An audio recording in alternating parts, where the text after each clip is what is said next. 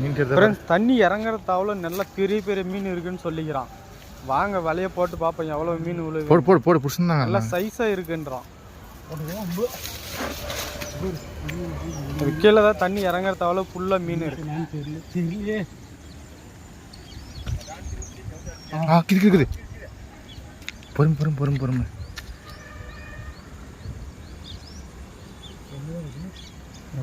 அதே சைஸ் சொன்னா சொன்ன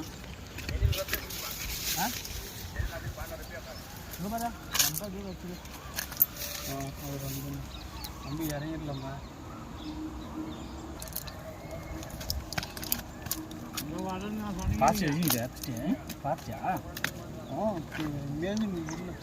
போய் தண்ணி குதிக்க போகிற அம்பஸ் எடுத்து கையில் காட்டுறேன் அம்பஸ்.